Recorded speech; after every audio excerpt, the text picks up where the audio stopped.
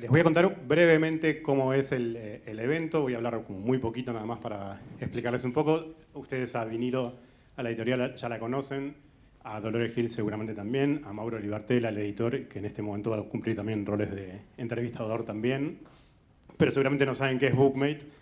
Bookmate es una app, una aplicación para leer y escuchar un montón de audiolibros. Hay miles de libros. En criollo es una especie de Netflix de libros, en donde con una suscripción pueden leer y escuchar todo lo que quieran. La postal que ustedes tienen, que se les entregó, tiene un código con el que pueden usar un mes gratis para escuchar y para leer todos los audiolibros y libros que están en la plataforma. Ahora, brevemente, les queremos mostrar que en Bookmate no solo están todo el catálogo de vinilo, sino que también en conjunto producimos 5 audiolibros. Además de Parte de la Felicidad, hicimos 4 audiolibros más. Les vamos a mostrar un video muy cortito con una especie de teaser de unos segundos de cada uno para que vean más o menos cómo es la experiencia de escucharlos. Y después sí, vamos a pasar a la otra parte, pero antes les cuento un poquito más.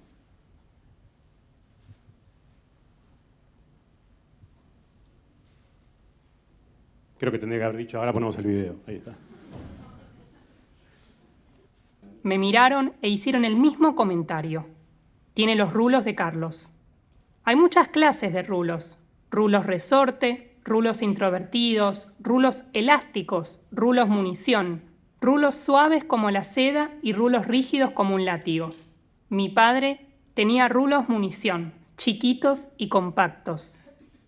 Sofía, no te vayas a convertir en alcohólica, me advirtió mi papá antes de venir a vivir a España. Yo viajaba una semana después de un cateterismo que me había corregido una arritmia, medicada y bajo la pauta estricta de no tomar alcohol hasta que me dieran el alta definitiva. Lo que mi papá me dijo, en ese momento particular, me pareció fuera de lugar, alejado de lo que en ese entonces eran mi vida y mis circunstancias. Pero mi padre me conoce, sabe que me gusta beber. Antes de que yo misma lo intuyera, él ya lo había sentido como una posibilidad. El hombre saca una silla, apoya un pie en la baranda y de ese modo trepa al volumen rectangular del aire acondicionado. Desde allí vacila, dice algo, grita. Por el espacio que queda entre las rejas y el techo se tira. Una mujer que camina por la vereda de enfrente presencia el impacto. La mujer es médica. Cruza corriendo, intenta encontrar signos vitales. El hombre está muerto. Ella, otra persona, llama a la policía. La partida de defunción dice 12 de septiembre de 2009, dice 15:20 horas, dice Puani Valle vía pública. Esto es lo que sé de la muerte de mi hermano. Nada que extrañar. Tamara Tenenbaum. Empiezo, como tantas veces, pidiendo perdón por mis sesgos cognitivos. La nostalgia nos produce una ira profunda a las personas que no tuvimos infancias felices, o más bien, a los que no tuvimos infancias felices y lo tenemos muy claro. En principio creo que todas las sensaciones que parecen universales sobre la relación con el tiempo provienen en realidad de la experiencia más puramente personal y singular. Todo tiempo pasado fue mejor. Bueno, esa es una muestra muy cortita de cada uno de los audiolibros. Ahora lo que vamos a hacer es una escucha silenciosa de los primeros 20 minutos de Parte de la Felicidad. Este es el momento de toser, de aclararse las gargantas, de tener las pastillas de menta a mano y sí silenciar también los celulares. Van a ser 20 minutos de compartir la experiencia de leer un audiolibro, pero escuchándolo todos juntos. Y después cuando terminemos de escucharlo se van a encender las luces y Mauro y Dolores van a charlar unos minutos.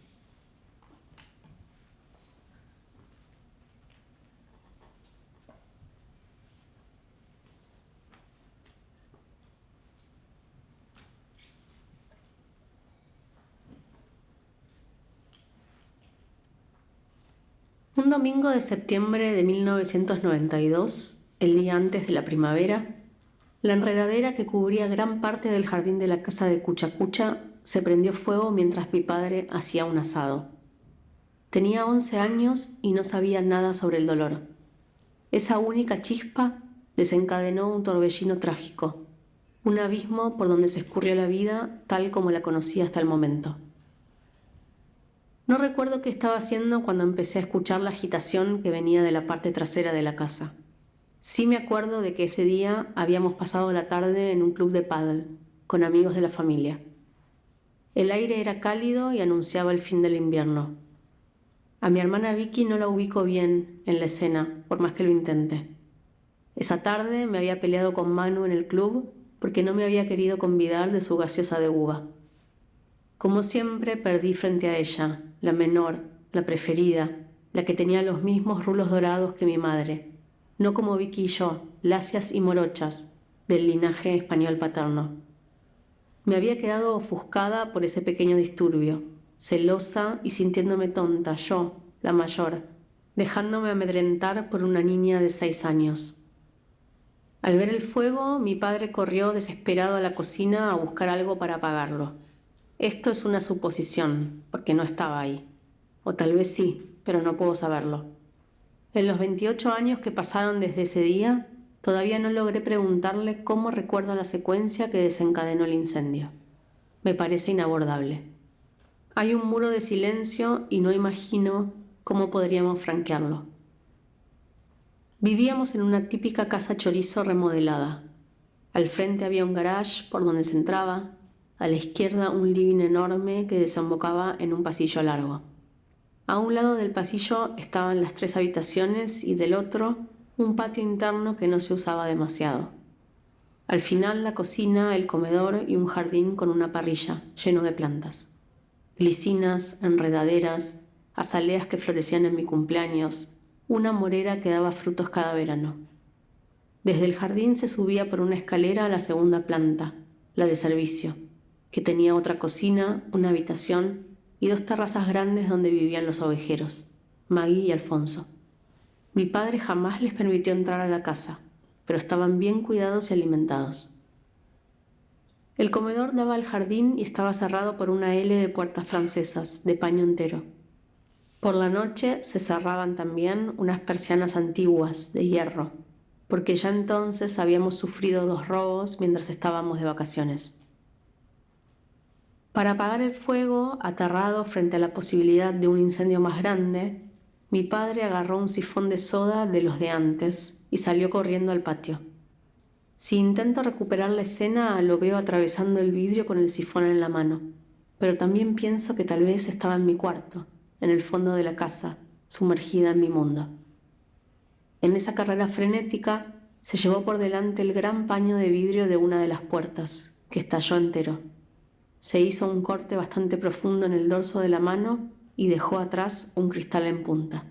Apagó el fuego con la soda. Empezó a sangrar. Cuando escuchamos el alboroto, las 3, en realidad las 4, porque Manuela había invitado a una amiguita, corrimos a la cocina.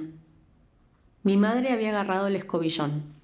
Barría tratando de juntar las astillas y nos gritaba desesperada que retrocediéramos.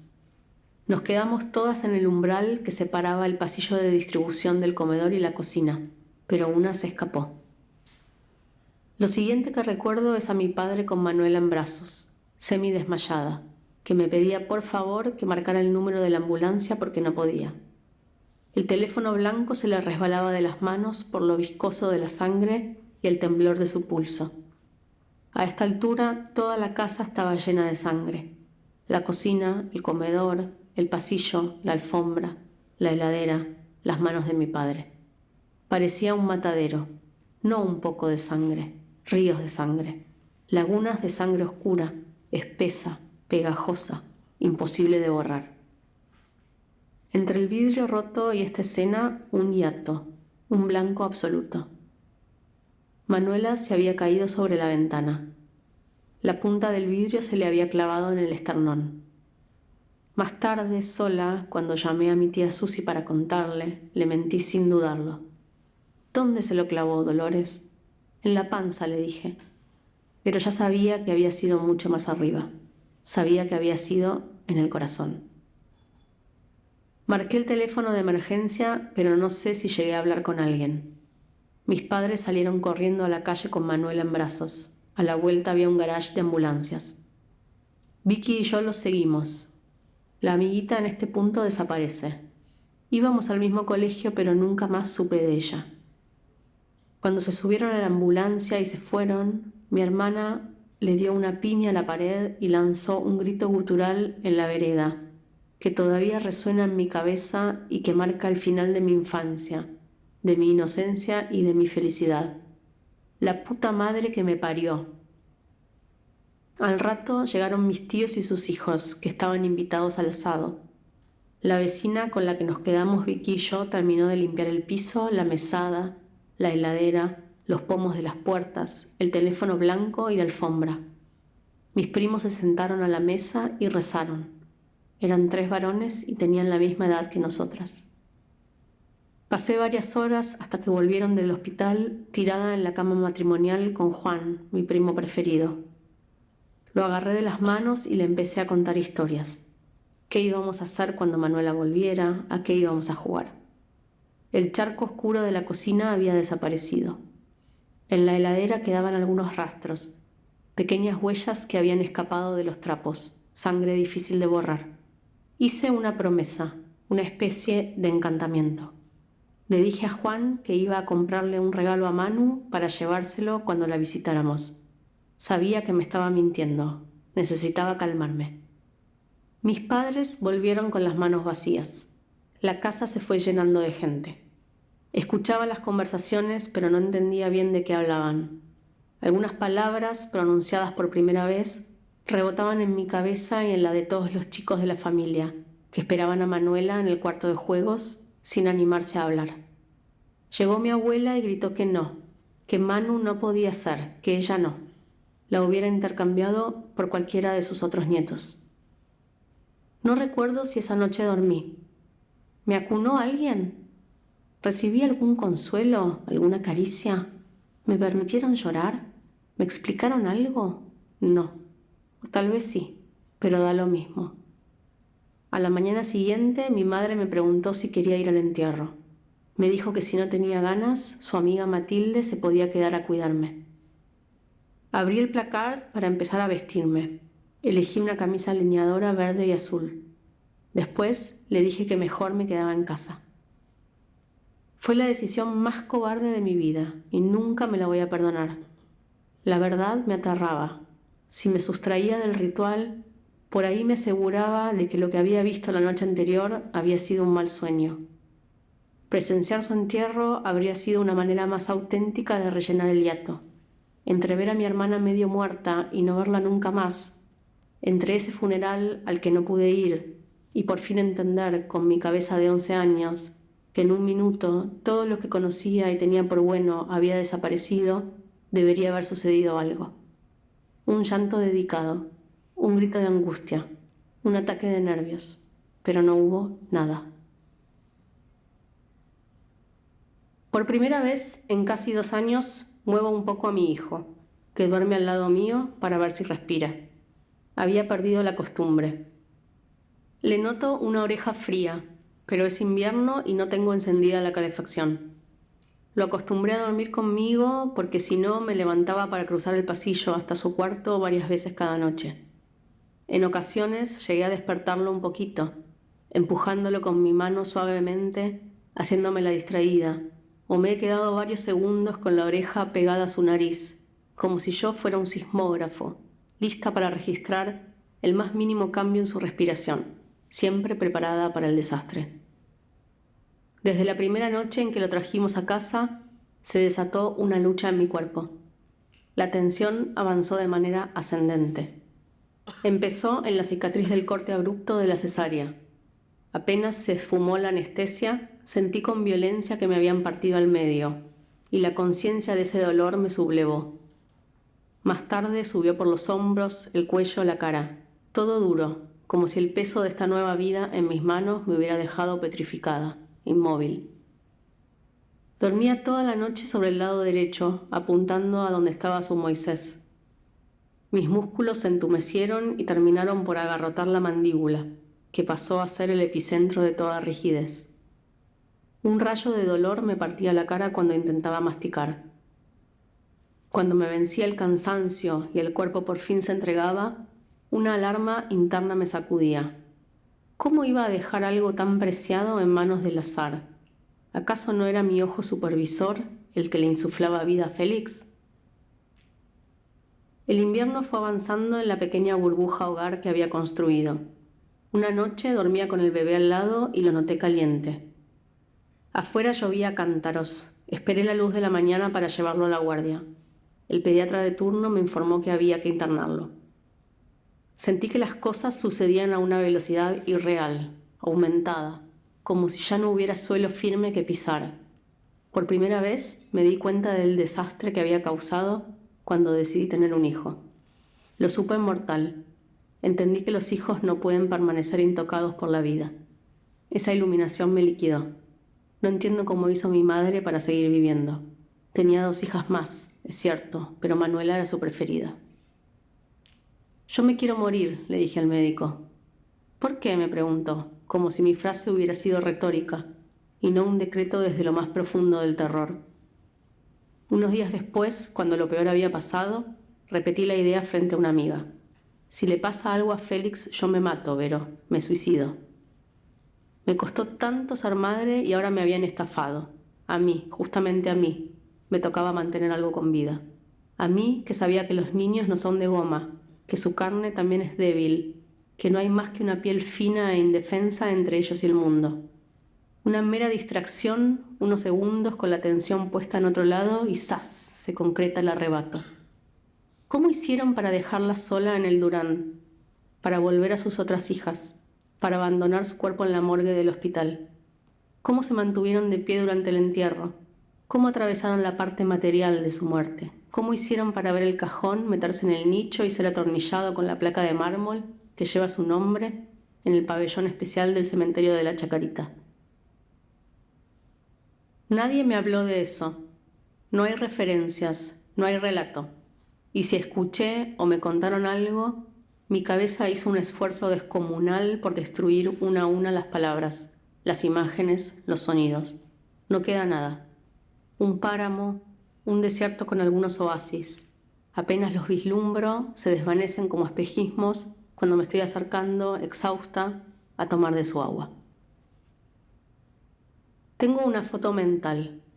Mi madre parada en el mismo punto del comedor donde murió su hija, con su hija en la panza. Era el fin del verano y seguramente nos miraba a Vicky y a mí, que chapoteábamos en una pelopincho instalada en el patio. O nos vigilaba mientras jugábamos a resbalarnos. Mojaba las lajas coloradas del patio y las enjabonaba con detergente. De paso baldeaba. Nosotras nos poníamos el traje de baño y nos deslizábamos de una punta a la otra con rapidez, panza abajo, y eso era más que suficiente para ser felices en las tardes soporíferas del verano porteño. Fuimos 2, después 3, volvimos a ser 2. Un número amputado, borrado de un plumazo, una ausencia con su peso específico, como una línea punteada al lado de nosotras que alguien olvidó rellenar con su trazo. Lo que recuerdo, mi tía Susi, la hermana de mi madre, me contó que el día antes del accidente, Manuela había alzado los brazos y le había dicho, parada en la mesada de mármol de la cocina, que se iba a ir al cielo. A veces parece que deja de doler. Entonces algo mínimo la trae de vuelta. Una canción, su nombre escuchado para llamar a otra niña en la calle, una cabellera enrulada que pasa por al lado. Y los sueños, esa sala de tormentos fabricada especialmente a mi medida. Durante 28 años soñé que la abandonaba, que me la olvidaba, que la perdía en la multitud, que de repente volvía como si no hubiera pasado nada. Nunca la soñé ensangrentada, siempre una muerta viva, una pequeña zombie congelada en sus 6 años que pide más y más, como diciendo, acá estuve siempre, ¿por qué me dejaron? Acá estoy, acá en tu mente, acá me doy vuelta y te sonrío, acá me escapo corriendo, acá desobedezco a mamá y me arrojo a la muerte. Acá jugamos a las muñecas juntas, acá te muestro mis rulos y mis ojos castaños, los mismos que tiene tu hijo. Acá está mi carcajada, acá estoy enterrada, acá me recuperan, acá vuelvo, acá no pasó nada, acá estoy acá. Muchas veces me pregunté por qué le había tocado a ella y no a mí. Como si se tratara de figuritas de distinto valor, Me parecía que ella tenía que vivir. Era la más linda, la más graciosa, la más especial. Nunca se me ocurrió pensar que ese lugar lo podría haber ocupado Vicky. Cuando vuelve en sueños, me despierto con una certeza. Manu tiene razón. No es que me haya olvidado de ella, pero la borré de mi lenguaje, como una cobarde. Me merezco el castigo cada vez. Lo recibo con los brazos abiertos. Si no escribo este libro, no puedo seguir viviendo. Me duele en el cuerpo. Hace 3 días me senté a terminarlo y el dolor me raja la cintura, los hombros. El cuello duro no me deja mirar a la derecha. Tengo una piedra en el estómago que no puedo tragar. Me duele el ceño, como si me hubieran pegado una piña que me dejó atontada. Pero si no escribo este libro, no puedo seguir viviendo. Escribir en vez de padecer, me dice mi analista. Le digo que me gustaría tratar de recordar los modos particulares de Manuela. Cómo se vestía, cómo hablaba, qué cosas le gustaban, por qué lloraba, qué la ponía contenta. Pero en mi cabeza el episodio está iluminado por un reflector poderosísimo, por una luz cegadora, de un blanco tan absoluto que no me deja ver nada. Estoy encandilada, le digo. Intento explicarle que apenas toco un recuerdo, se desvanece por completo, como si mi memoria fuera un castillo de arena que se derrumba en el viento. ¿Para qué querés recordar lo que pasó?, me pregunta. Le sugiero, un poco en serio y un poco con ironía, que debería probar con hipnosis. Tal vez así se descorrería el velo que oculta todas las palabras que no puedo pronunciar sobre su muerte. Pero no es que no quiera, no las encuentro. ¿Cómo se les escapa a un padre y una madre una nena de 6 años? ¿Cómo se les pasa? ¿Cómo no la encerraron, lejos de la tentación mortífera? ¿Por qué desobedeció? ¿Qué fuerza la llevó a acercarse al abismo? Me hago estas preguntas una y otra vez. ¿Por qué una niña de 6 años no escucha a su madre y se aproxima sin más al lugar del desastre? ¿Cómo se cayó? ¿Se resbaló? ¿Se tropezó? ¿Alguna fuerza oscura la llamó?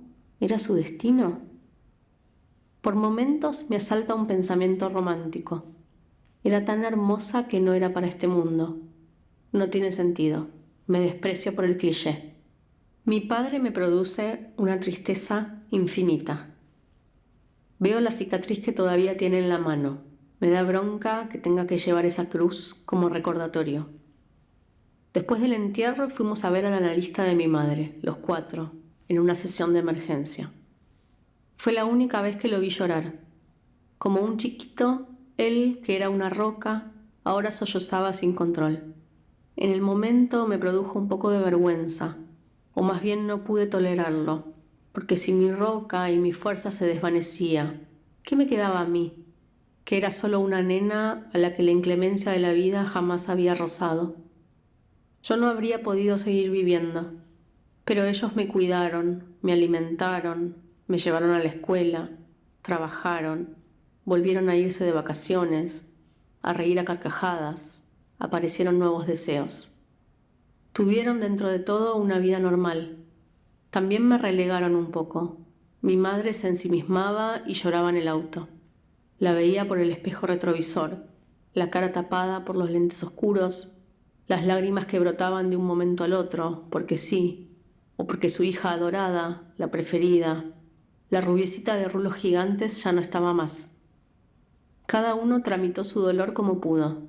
Cada uno atravesó el bosque denso del duelo a tientas, improvisando, para ver si en algún punto volvía a aparecer la luz.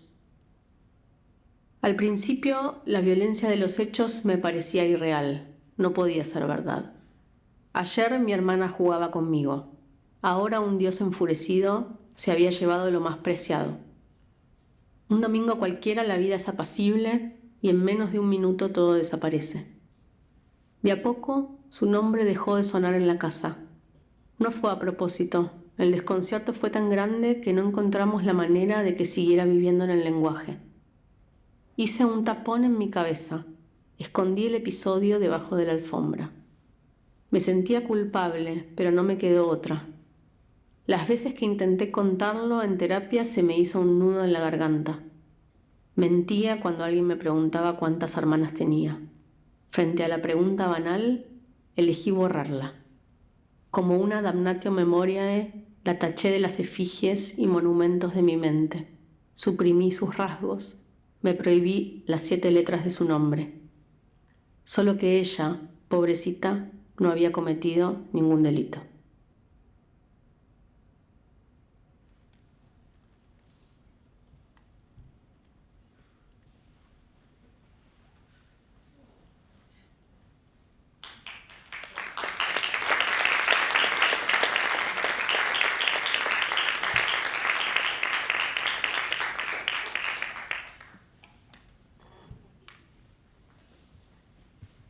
Hola. Bueno, qué fuerte, qué difícil. Bueno, gracias a todos por estar acá y a Dolores, por supuesto, por estar acá y por el libro que escribiste, increíble, que ahora lo volvimos a escuchar y bueno, es muy fuerte y al mismo tiempo muy hermoso y muy inolvidable. Gracias por la experiencia de habernoslo leído, digamos. Estuvo bueno que no hubo luces, porque todos pudimos llorar así sin que nos vea nadie. Bueno, te quería preguntar para arrancar y, bueno, tratar de entrar en clima, que es difícil, luego de esta experiencia. La pregunta más sencillo para arrancar o para romper el hielo, que es ¿cómo fue la experiencia para vos de haber leído este libro, de haberlo grabado, de haber vuelto al libro de algún modo o de otro modo también? ¿Cómo fuiste encontrando el tono, los silencios, la intensidad? ¿Cómo fue la experiencia de grabarlo? Bueno, hola, buenas noches. Gracias a todos por estar acá. Este libro, el audiolibro, digamos, lo grabamos en octubre del año pasado, si no me equivoco. La verdad que la experiencia fue para mí, voy a usar una palabra que por ahí a ustedes les parece un poco rara, pero para mí fue divertido grabarlo, más allá de los contenidos del libro. Ustedes piensen que yo, digamos, esta historia ya la tengo como muy digerida, entonces a mí ya como que, no voy a decir que no me emociona, pero estoy como un poquito más separada de la historia. ¿Se escucha bien? Ahí está. Así que bueno, para mí fue divertido estar en un estudio de grabación y probar este nuevo formato que me parece súper interesante. Con respecto al ritmo y a los silencios, inicialmente pensé que me iba a costar mucho, porque más allá de que el libro es corto, hay que leer en voz alta y obviamente uno se equivoca y hay que volver a empezar. Bueno, los chicos del estudio fueron bárbaros en ese sentido, pero la verdad es que yo tengo, digamos, bastante entrenamiento en leer en voz alta, porque di clases muchos años y era una cosa que yo hacía mucho con mis alumnos de secundaria, leer cuentos sobre todo, o poemas, de tener la práctica, digamos, de leer en voz alta y de la entonación. Así que desde ese punto de vista no me costó tanto.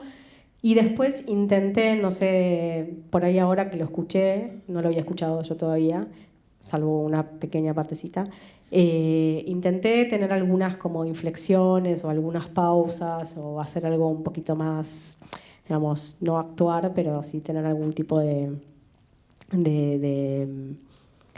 no sé, de intención en el ritmo y en la modulación. No sé si eso responde. Sí, debe haber, no sé, se me ocurren por lo menos dos problemas formales que se pueden pensar a la hora de grabar un texto propio, una es tal vez no la tentación de caer en cierto golpe de efecto que también ocurre cuando uno escribe.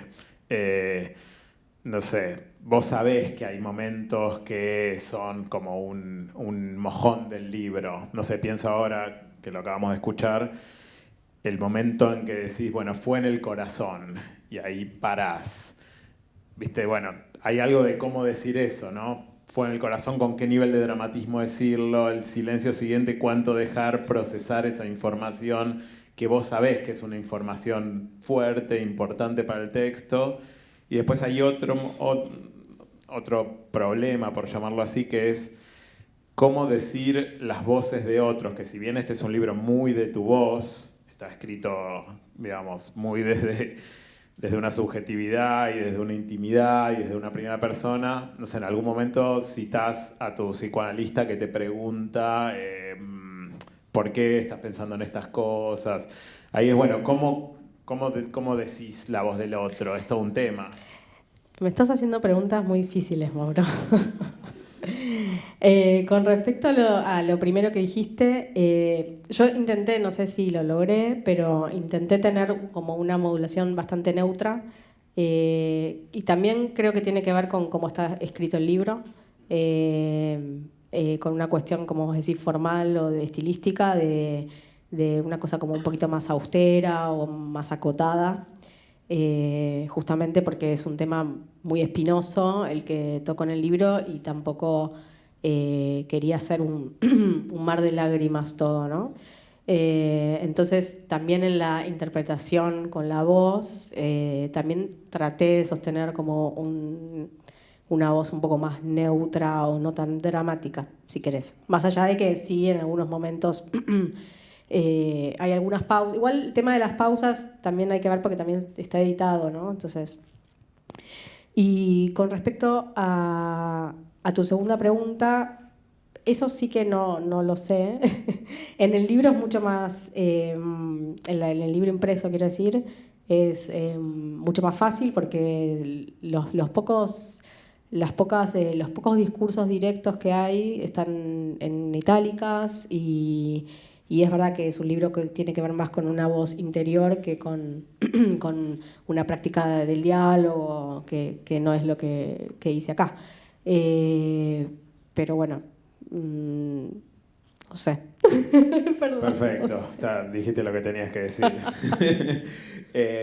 ¿Sos de leer en voz alta cuando estás corrigiendo o incluso escribiendo? Pero bueno, sobre todo, no sé, a mí personalmente me ocurre cuando ya paso a corregir un texto, que en algún momento me leo en voz alta para detectar como fallas en el ritmo, en la velocidad, alguna palabra fea. Viste que también ahí es como, si bien es tu propia voz, es un modo de despersonalizar un poco el texto. ¿Sos de hacerlo? Sí, lo hago. En general lo hago hacia el final del proceso de escritura. Sí, lo leo en voz alta para escucharlo, pero hay una instancia para mí que tiene que ver en la corrección de todos los textos que escribo, que es la instancia de leérselo a alguien.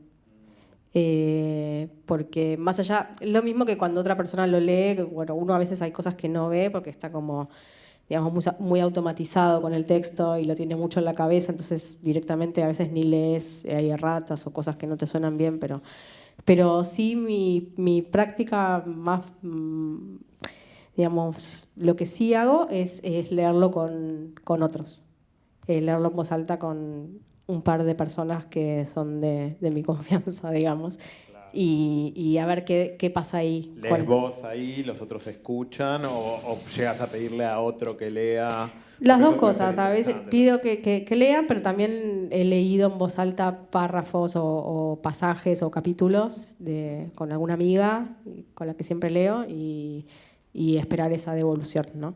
Claro. Sí, ahí es interesante ver la reacción en vivo porque es algo que uno en general cuando escribe no sabe qué va a pasar. Entonces, cuando uno está escribiendo está muy metido en el texto y es imposible a veces verlo, entonces me parece que ya digamos, pronunciarlo en voz alta es, digamos, una salida, digamos, de la palabra escrita, ¿no? Como que es como salir y ver cómo suena eso, más allá de que después, en este caso no, porque estamos hablando de un audiolibro, pero que en general el lector lo va a leer en papel. Pero bueno, ya esa primera salida me parece que es importante como para ver el texto desde otro lado. Claro, sí, sí. ¿Y te pasó esta vez leyéndolo completo que dijiste, uy, le cambiaría a esta palabrita? Sí, obvio. Siempre pasa. Me pasa siempre, sí, me pasó con la lectura, con la grabación del audiolibro, me ha pasado con la edición que salió en Chile también, cuando revisé las galeras. Sí, me pasa que digo, bueno, acá podría agregar esto, acá podría cambiar esto, pero también es una tentación muy grande y no me la permito. Digo, no, ya está, o sea, soltar. Esto hay que soltar y, bueno, pasar a otra cosa. Sí, sí, sí. Sí, otro tema que pensaba recién mientras escuchaba respecto de la voz alta, digamos, de decir algo, no solo de leer, sino en este caso de decir algo, es el psicoanálisis que está como muy, muy metido en el libro. Y de hecho, en algún momento, bueno, me citás un par de veces cosas que te dice tu psicoanalista. Escribir en vez de padecer me pareció muy bueno. Después te voy a pedir el contacto de tu psicoanalista, porque es buenísimo. Y además decís, bueno, esto de no me animaba a hablarlo ni siquiera en psicoanálisis. No sé cuál es la pregunta, pero te diría que la pregunta es parte de la felicidad y psicoanálisis desarrolle. Bueno, justo el lunes estuve en el taller de Lila Vicia, que está acá en el público, y charlamos un poco con sus alumnas de este tema, del tema de la palabra. La palabra, obviamente, el escuchar, que es algo tan difícil en estos días, ¿no? Me parece que es como una práctica fundamental, digamos, y que, como decía, estamos perdiéndola. Y escuchar literaturas también, digamos, es otra práctica que fuimos perdiendo, porque antes por ahí era un poco más, más corriente, digamos, o bien asistir a lecturas o bien compartir los textos o las obras de manera oral.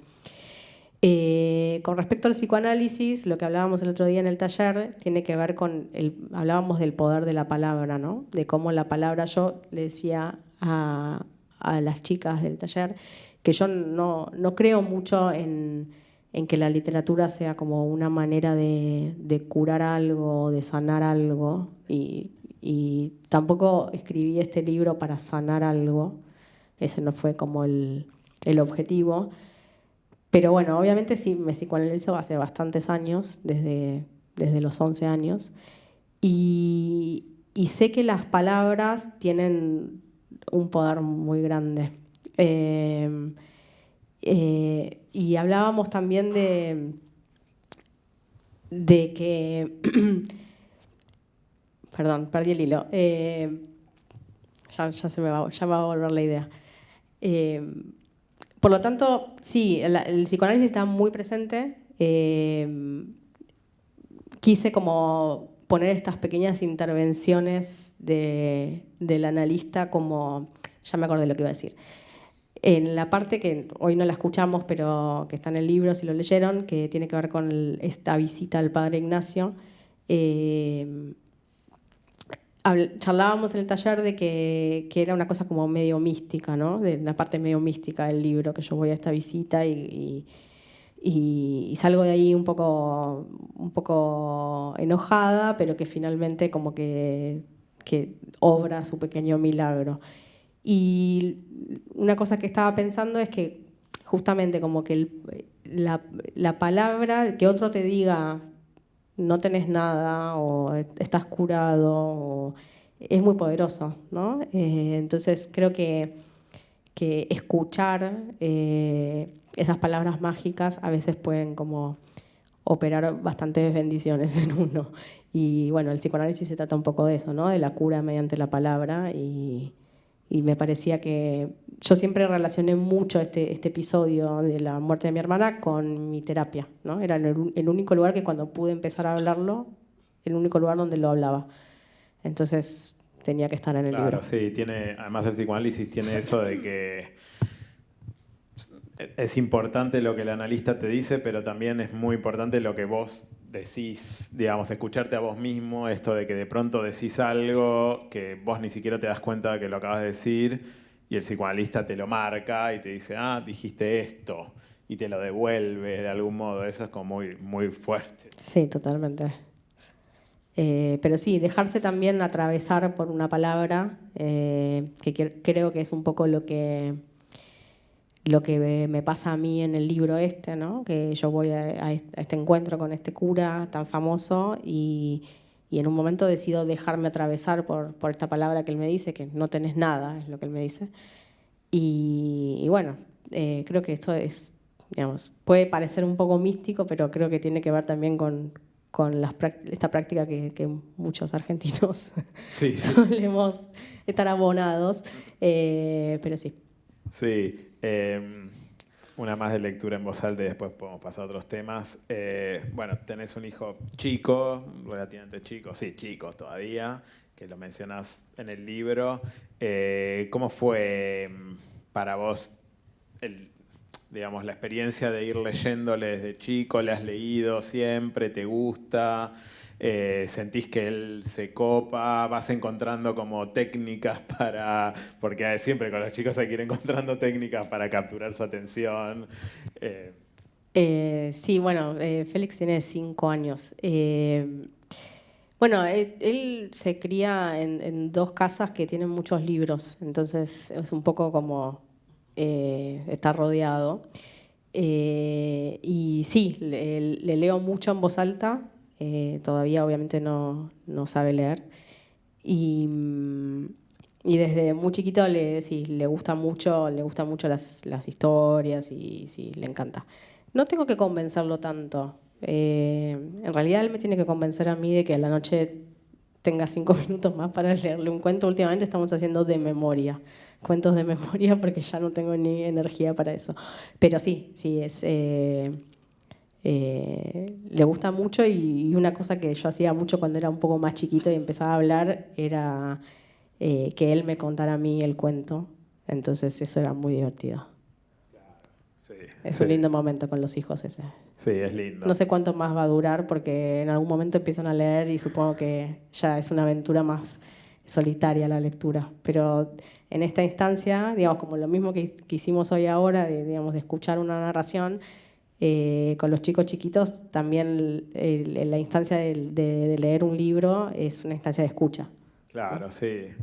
Sí, yo ahora estoy ante un dilema muy complejo, formal, casi te diría literario, porque bueno, tengo una hija de casi 7 que me pide a la noche que... Antes me pedía mucho que le cuente historias de cuando yo era chico, que bueno, agoté el repertorio rápidamente y después se las volví a contar inventando detalles, que es un poco lo que finalmente uno termina haciendo en los libros. Y ahora me pide que las historias que le invento, porque quiere que le invente, sean muy graciosas. Y es difícil, realmente me doy cuenta que es muy difícil escribir comedia, digamos. Entonces yo sé, bueno, qué sé yo, más o menos sabés cuáles son las cosas que le hacen reír, pero se ríe un poquito y me dice, quiero reírme fuerte. No fue lo suficientemente gracioso. Y son las 10 de la noche, yo me levanté a las 7 de la mañana y estoy pensando cómo la puedo hacer reír. Bueno, hay algo con los chicos, bueno, Félix también, a veces se convirtió en una charla sobre nuestros hijos. Me encanta porque además nuestros hijos son amigos, todo, pero bueno. Hay algo con los chicos tremendo, por ejemplo, yo le cuento unos cuentos de memoria, ¿no? Entonces el otro día le contaba La princesa y el guisante, que le encanta, siempre me pide el mismo. Entonces yo le decía, bueno, la princesa va a la noche, entonces dice, qué mal que dormí, y al otro día ya durmió bien. No, mamá. Pasaron muchos días más en que la princesa contó los guisantes. Primero 1, después 2, después 3. Te estás equivocando, lo estás contando mal. Y él, o sea, obviamente lo escuchó la primera vez de mí, pero no te dejan pasar, o sea, una vez que contaste un cuento, no te llegues a olvidar de cómo lo contaste porque perdiste. Sí. Tiene como una especie de... Son como fact-checkers y al mismo tiempo son como muy realistas en cuentos que nunca son realistas, pero también ellos hacen como una verificación del realismo. Es muy interesante porque estás teniendo como un crítico literario ahí que te va como comentando el texto en el momento. Pero bueno, pasando un poco a otro tema, aunque está todo un poco relacionado, te quería preguntar, me interesaba saber cómo sos como lectora en el sentido de cómo llegás a los libros. Supongo que eso ha ido cambiando a lo largo de los años y de las décadas. Me pregunto cosas como si te influye la tapa, por ejemplo, si lees la contratapa y te importa lo que dice, si seguís recomendaciones. ¿Cómo fuiste como perfeccionando y sofisticando esa intuición que uno tiene? Sí, evidentemente cambió. Cuando era chica leía lo que tenía a mano, lo que me regalaban, y después todo lo que no estaba reservado para mí, sino que era la biblioteca de los adultos, y yo leía a escondidas. A veces, obviamente, sin entender casi nada de lo que leía, y sabiendo que estaba haciendo algo medio prohibido. Creo que esa es una manera de descubrir la literatura cuando sos niña. Después yo estudié letras, así que fue como más una cosa medio impuesta, ¿no? Como que uno sigue programas y tiene sus lecturas obligatorias, que está buena, pero también durante los años que duró mi carrera no leí mucho por placer, debo decir. Y cuando terminé y me recibí, descubrí la lectura de novelas, que yo no leía tanto, leía sí, obviamente en la carrera leí, pero no. Y al mismo tiempo empecé a enseñar literatura, entonces también ahí como que se cruzaron esas dos cosas. Hoy estaba pensando en esto, porque antes de esta entrevista charlamos un poquito. Hicimos como una preparación. Hicimos una preparación. No pasa nada. No, pero estaba pensando en esto cuando venía, y a mí me sorprende porque voy a ponerme un poquito nostálgica ahora, un poco modo vieja, pero cuando nosotros éramos chicos, obviamente no existía internet, y uno se tenía que enterar de las cosas leyendo revistas o leyendo el diario, o porque alguien te contaba que, mira, este autor está bueno, este autor lee acá, lee allá. Y ese acceso era bastante tortuoso, era difícil porque estabas muy perdido, no sabías por dónde empezar y necesitabas guías. Y también después conseguir los libros no era fácil. A veces conseguir en la facultad con la fotocopia. Bueno, era todo como muy engorroso. No sé si eso es mejor o peor. Yo no soy nostálgica de eso, porque creo que hoy en día, por ejemplo, a mí me parte la cabeza, por ejemplo, esto de Bookmate, ¿no? De poder entrar y tener miles de libros a disposición, o el libro electrónico mismo, ¿no? Como entrar a una biblioteca electrónica y tener a disposición todos los libros que uno quiera para leer, prácticamente a veces por muy poco dinero o gratis. Y me parece fantástico. Yo hoy en día descubro muchos de los libros que voy descubriendo, los autores que voy descubriendo, los descubro también por el intercambio en redes sociales, porque veo que alguien comentó tal libro, o por las novedades, o digamos, hay todo como un circuito ahora que tiene que ver con este nuevo ecosistema en el que estamos viviendo así digital, que hace 20 o 30 años no hubiese sido posible, y también te perdías un montón de cosas. Es verdad que por ahí accedías a otras de una manera más tortuosa, pero que daba más satisfacción por ahí, porque eras vos el único que conocías tal autor o tal banda o lo que sea. Pero yo celebro bastante que hoy, digamos, sea tan accesible el hecho de, no sé, si yo mañana quiero ponerme a estudiar, no sé, San Agustín, voy, bueno, y lo encuentro y lo puedo estudiar, y no sé, como cosas que antes eran impensables, ¿no? Así que yo leo mucho en libro electrónico, muchísimo. O sea, descargo muchos más libros de los que puedo llegar a leer. Y después leo mucho por recomendaciones también. Y más o menos se van armando como familias de autores, ¿no? Como que uno ya sabe que si me gusta este autor, por ahí este otro me gusta. Y con respecto a lo de las contratapas, no soy muy de leer las contratapas, sino de leer como el incipit de un libro, la primera frase del libro. Tengo periodos que soy muy obsesiva, entonces, no sé, tengo 5 libros y leo uno tras del otro.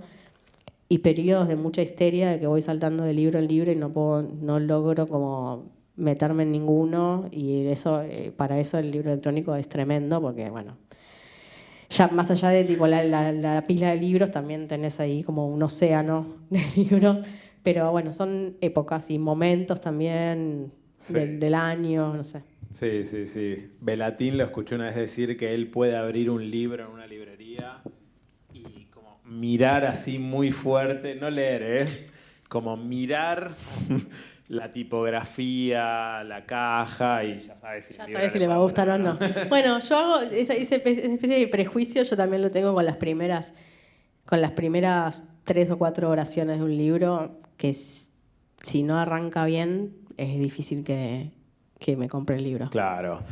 Y después también hay algo cuando uno, bueno, ya lleva bastantes años leyendo y también empieza a escribir o lleva cierto tiempo escribiendo, que es que, bueno, te vas como... ¿cómo se dice? Ahora se me fue la palabra a mí. Este psicoanálisis que estamos haciendo acá es tremendo. Como que, bueno, ya sabes qué tipo de libros te van a servir también para escribir y empezás también fatalmente a leer libros que tienen que ver con lo que vos escribís. Entonces, supongo, me consta, o ambas cosas, que te gustan libros, bueno, entre medio híbridos, mezcla de ensayo, un poco de poesía, autobiografías, cosas sin clasificar. Sí, me encanta que me dices supongo, porque hablamos 50 veces de este tema. Sí, nos recomendamos muchos libros, de hecho. Sí.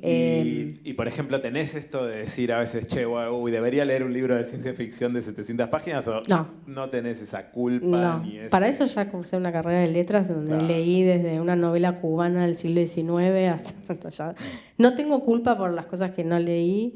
Sé que hay cosas que me gustan y cosas que no. También sé, o sea, esto que decíamos, ¿no? No, sí, me encantan los libros que son híbridos, bueno, los libros, la autoficción o el ensayo, me encanta, pero tampoco, a veces también me empalago y quiero leer otra cosa y leo una novela más tradicional, digamos. Pero no, nunca me dio culpa eso de que ese tic que tiene mucha gente de que si empieza un libro tiene que terminar, o cómo no sé, tiene que ir variando en los géneros que va leyendo. No, para nada. Y tenés ahora como escritora, digamos, aunque es todo parte de lo mismo, tenés siempre como, o necesitas tener, ya que seguimos así con la cosa más psicoanalista, se entiende, necesitas tener como proyectos de libros siempre en la cabeza, como que te tranquiliza saber que, bueno, no sé cuándo voy a poder escribirlo o cuándo lo voy a querer escribir, pero sé que tengo estos 2, 3 libros, sí. Sí, sí,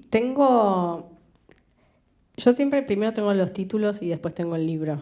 No sé si todos los escritores hacen así o al revés, pero ya tengo 2 títulos más. No sé si, o sea, los libros no los tengo ni en pedo,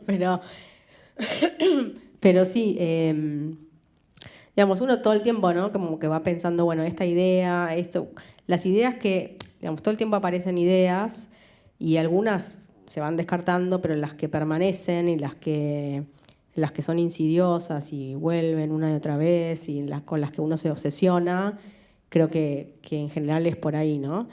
Porque escribir un libro es mucho trabajo. Es muy difícil y entonces creo que hay que tener un nivel de obsesión muy alto con el tema para poder lograrlo. Así que sí, no me pasó cuando escribí Parte de la felicidad que era lo único que tenía en la cabeza. En realidad no era lo que tenía en la cabeza, porque en realidad fue un libro que me encargó Joana D'Alessio, que está aquí. Ella como que me abrió en la cabeza la posibilidad de contar esta historia. Pero a partir de... Como que el primer libro te daba cierto como envión, ¿no? Como que decís, bueno, lo logré, ahora hay que... Entonces sí, tengo un libro en el que estoy trabajando ahora, tengo otro libro pensado, tengo otro título y todo el tiempo pienso, bueno, esto me gusta, pero viste, como ya va a ser toda una mezcolanza, digo, no, eso es otro libro más. Pero bueno, vamos a ver Claro. que se puede Sí, hacer. sí, sí. Dicen, con esto hago la última y después si alguien quiere hacer alguna pregunta. Siempre dicen, no quiero meterte presión ni ponerte nervioso, pero bueno, siempre dicen que el segundo libro es más difícil que el primero, ¿viste? No sé por qué te dicen para arruinarte la vida, te lo dicen, pero siempre escuché esa frase, como bueno, el primero sale porque es el primero, es como algo que tenés hace mucho y el segundo carga con el primero, ¿no? Como que hay algo de eso. ¿Vos pensás cómo salir de este o cómo no repetirte? Sí, es difícil porque, primero porque este libro fue un libro como muy fuerte y al que le fue bastante bien también, encontró muchos lectores y lectoras, entonces uno tiene como el fantasma de me volverá a pasar eso o no, pero bueno, eso no es lo importante a la hora de escribir. Y también tiene que ver con esto que decía antes, ¿podré lograr esa proeza otra vez con todo el esfuerzo inmenso que significa? Pero también, una vez que el primero ya se publicó y ya salió al mundo y circula, hay algo como que se destraba. Bueno, no sé, por lo menos yo que publiqué mi primer libro con 40 años, bastante tarde, digamos, como que se destrabó algo que también por ahí es medio psicoanalítico, que tiene que ver con que, bueno, ya lo hiciste, entonces ahora ya no tenés tanto miedo de no poder volverlo a hacer. Pero bueno, igual es un montón de trabajo. Pero sí siento que sí, es verdad todo el peso que decís, el segundo, porque es como todo la expectativa acerca de eso, pero creo que en mí por lo menos se destrabó la idea de que yo no iba a publicar nunca un libro. Entonces eso ya es una dificultad menos. Bueno, podemos esperar entonces tu policial de 800 páginas para el año que viene. Bueno, ¿alguien quiere hacer alguna pregunta de cualquiera de los temas que hablamos o de un tema nuevo? Está Sebastián ahí con el micrófono.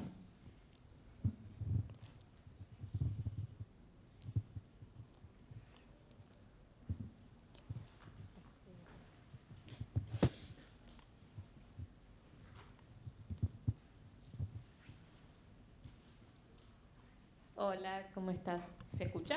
Sí. Sí. Decís que vas a seguir escribiendo.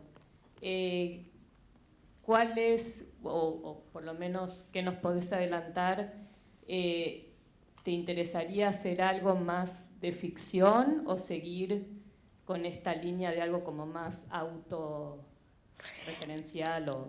La pregunta más temida. En este momento estoy trabajando en un libro que tiene que ver con la maternidad. Todavía no sé bien, o sea, no es puramente ficción en el sentido de que los personajes y los hechos relatados no son inventados 100%.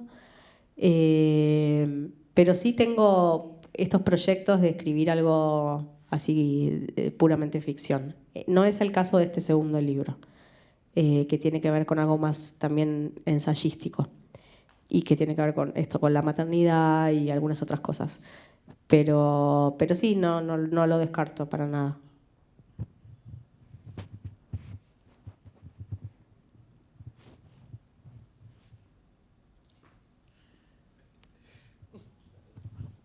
Buenas. Hola. ¿Qué tal? Te hago una pregunta. Sé que hace un rato dijiste que no lo escribiste con la intención de sanar o algo parecido, pero quiero saber si igualmente se produjo algún tipo de efecto a nivel de tu subjetividad en el proceso de escritura o después. Es una pregunta que me la hicieron varias veces y siempre intento responderla.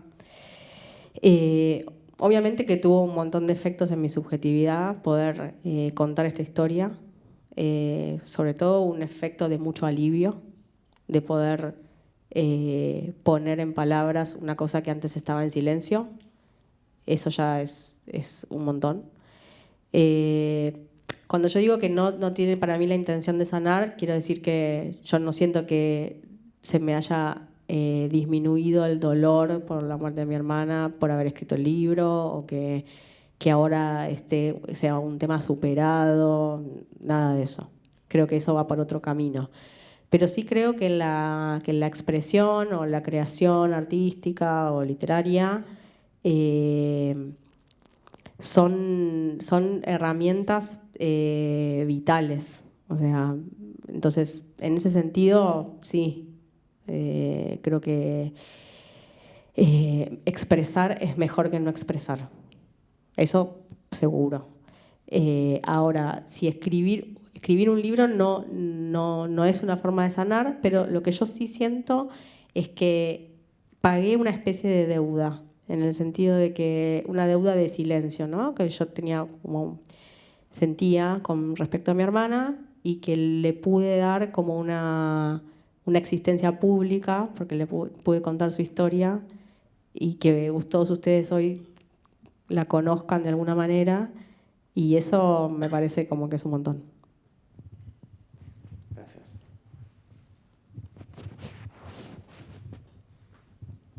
Hola Dolores. Hola. ¿Cómo va? Quería preguntarte respecto a la escucha que hicimos del libro, ¿qué sensaciones tuviste en cuanto a, primero, vernos a nosotros en ese proceso? Yo escuchaba a mucha gente como llorando, inclusive yo. Y vos escucharte a vos misma, o sea, ¿cómo fue la experiencia de repetir eso? ¿Qué sensaciones distintas o parecidas hubo respecto a la grabación? Siempre es muy raro escuchar la propia voz, porque es difícil como identificarse ahí, ¿no? La voz, bueno, uno nunca escucha realmente su voz, salvo cuando está grabada, que también igual tiene otros filtros, entonces es raro porque produce un efecto de extrañamiento. Yo no veía desde acá porque estaba todo en oscuridad, así que no vi a nadie llorar, pero un poco como lo que te decía antes, que yo en realidad a veces sufro por los demás, porque pienso, ay, pobres, lo que tienen que escuchar. Yo ya lo tengo tan masticado, el tema, que digo, no es que... pero bueno, no... Me parece que es muy lindo esto que pasó hace un rato, porque tiene que ver con recuperar una especie de ritual alrededor de la literatura, sobre todo de la literatura más primitiva, ¿no? Porque, digamos, una vez que la literatura pasó como a la letra escrita, un poco eso murió, pero, digamos, hay algo en torno a juntarse alrededor de una persona que narra algo y que es muy cautivante, no sé, como que es y me parece que tiene que ver con una tradición, ¿no? Por ahí se hace más con la poesía, pero bueno, como hablábamos antes con Mauro, también con las historias, como con los niños, pero me parece que es una práctica social que hemos perdido y que es muy interesante porque es algo medio ritualístico.